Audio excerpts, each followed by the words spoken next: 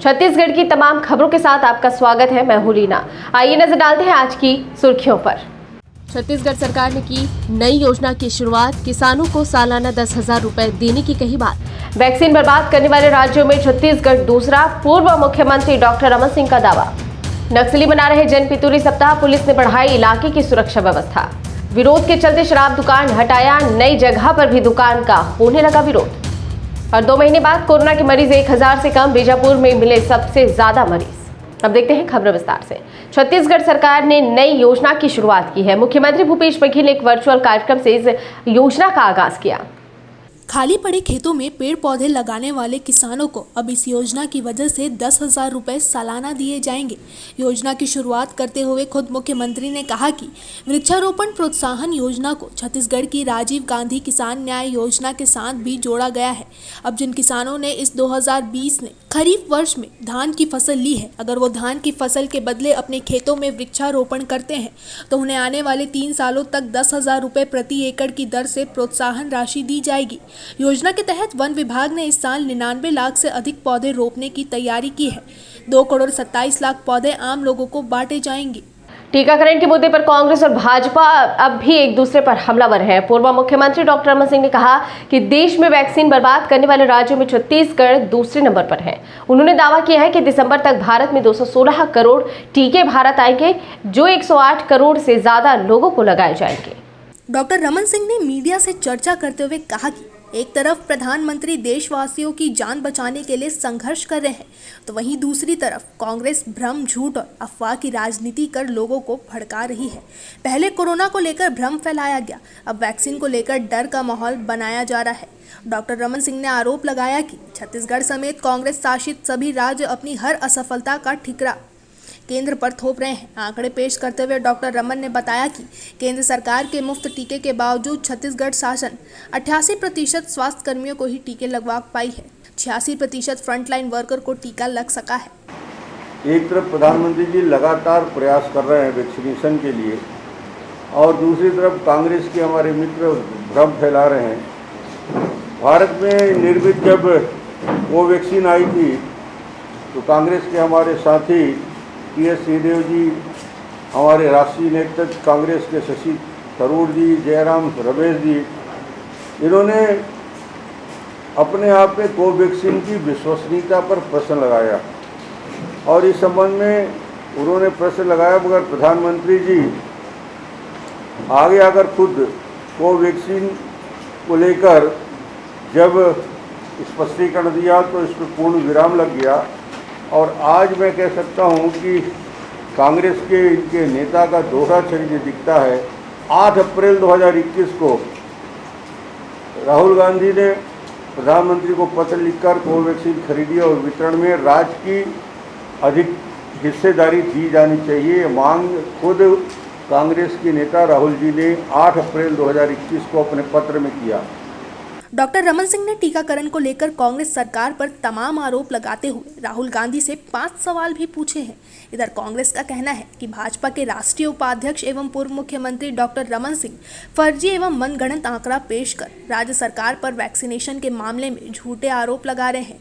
प्रदेश कांग्रेस प्रवक्ता धनंजय सिंह ठाकुर ने कहा कि मुख्यमंत्री भूपेश बघेल की सरकार में वैक्सीनेशन कार्यक्रम बेहतर एवं प्रभावी ढंग से चल रहा है। राज्य में 18+ वालों के वैक्सीन के वेस्टेज 0 है। राज्य में अब तक 70,59,000 हितग्राहियों को वैक्सीन लगाई जा चुकी है। राज्य में 90% स्वास्थ्य कार्यकर्ताओं को प्रथम एवं 70% को दूसरी डोज लगाई जा चुकी है। 45 वर्ष से अधिक के 77% नागरिकों को वैक्सीन के प्रथम डोज लग चुके हैं। प्रदेश में 100% फ्रंटलाइन वर्करों को प्रथम डोज वैक्सीन लगाई जा चुकी है। 45 साल वालों के लिए अभी राज्य में के पास 18,46,230 वैक्सीन डोज स्टॉक में है। कांग्रेस प्रवक्ता धनंजय सिंह ठाकुर ने कहा कि मोदी सरकार वैक्सीनेशन के मामले में फेल हो चुकी है। भाजपा शासित राज्यों में टीकाकरण बुरी तरह से प्रभावित है। मोदी के गृह राज्य गुजरात में मुर्दों को वैक्सीन लगाकर वैक्सीन घोटाला किया जा रहा है। नक्सली इन दिनों जनपितूरी सप्ताह मना रहे हैं। ऐसे मौके पर नक्सली अक्सर ऐसे बड़े और सरकारी संपत्तियों को नुकसान पहुंचाने की फिराक में रहते हैं। इसे देखते हुए पुलिस ने महत्वपूर्ण स्थानों पर अतिरिक्त सुरक्षा बल तैनात कर दिया है। दंतेवाड़ा जिले में नक्सलियों के जनपितूरी सप्ताह को लेकर पुलिस हाई अलर्ट पर है। साथ ही रेलवे ट्रैक को निगरानी के लिए अतिरिक्त सुरक्षा बल तैनात किया गया है। दंतेवाड़ा एसपी अभिषेक पल्लव का दावा है कि दंतेवाड़ा में नक्सली किसी घटना को अंजाम नहीं दे पाएंगे। इनसे निपटने अतिरिक्त तैयारी की गई है। उन्होंने बताया कि इस दौरान नक्सली सॉफ्ट टारगेट के तौर पर रेलवे ट्रैक को निशाना बनाते हैं। इसे देखते हुए ट्रैक की निगरानी हेतु अतिरिक्त बल लगा दिया गया है। साथ ही सभी थानों को अलर्ट कर रखा है। गौरतलब है कि नक्सली हर वर्ष 5 से 11 जून तक अपने प्रभाव वाले क्षेत्र में जन पितूरी सप्ताह मनाते हैं। इस मौके पर नक्सली अपने मारे गए साथियों की याद में यह सप्ताह मनाते हैं और इस दौरान बड़ी घटनाओं को अंजाम देने का प्रयास करते हैं। अक्सर मानसून में आने वाले जन पितूरी सप्ताह के दौरान नक्सली अपने संगठन को मजबूत बनाने और अपने विचारों को लोगों तक पहुँचाने का कार्य करते हैं।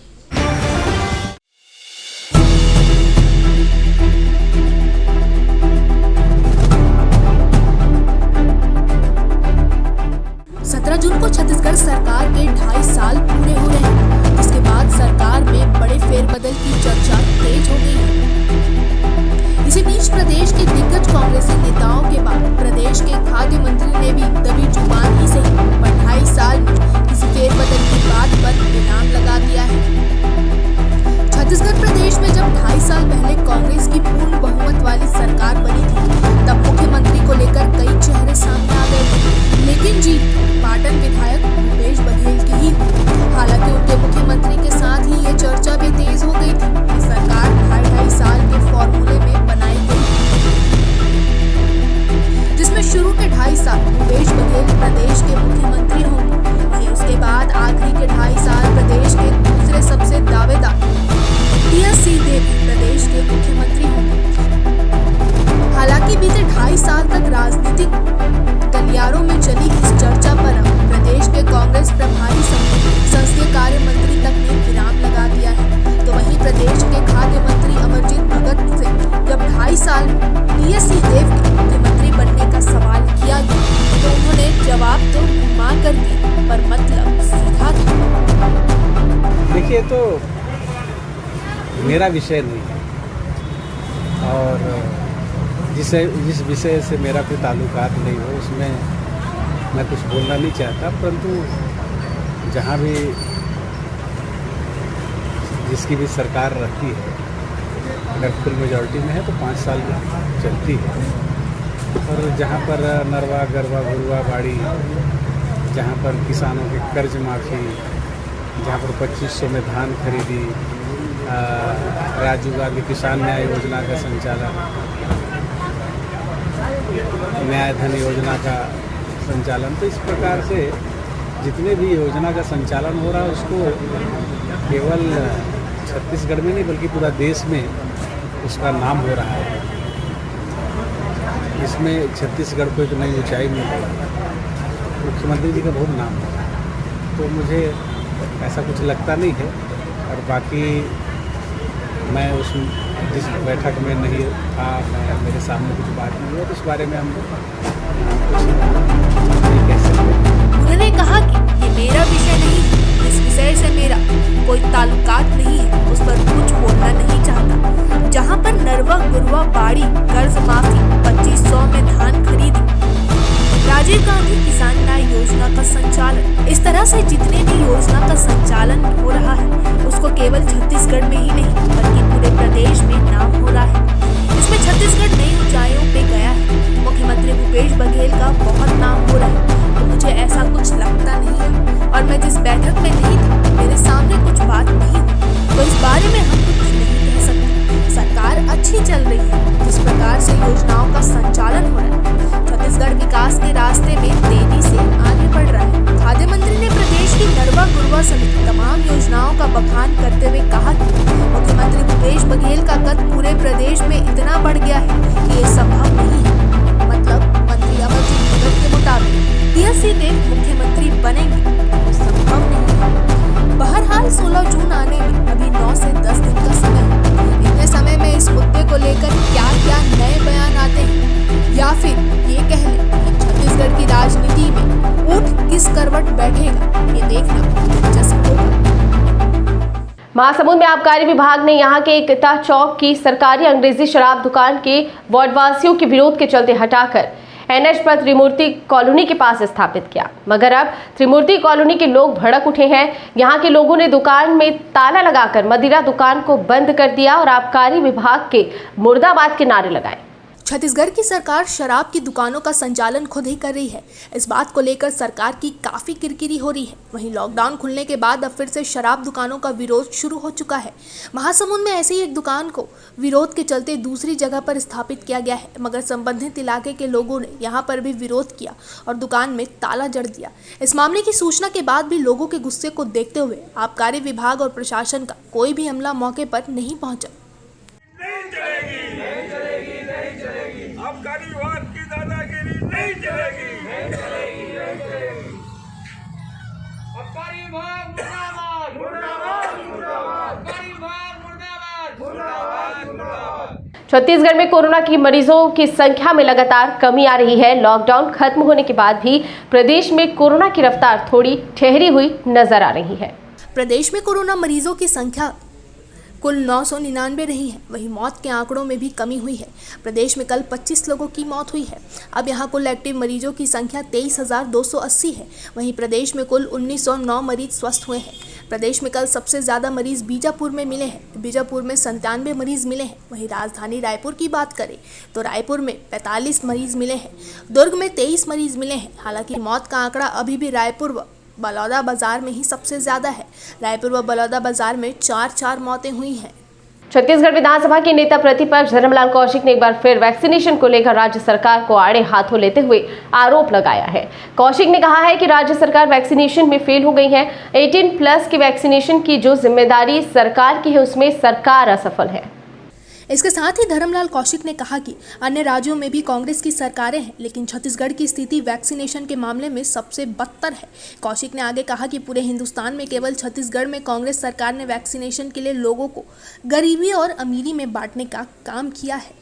ये अपने असफलता को छिपाने के लिए केंद्र सरकार के ऊपर आरोप मढ़ना चाहते हैं।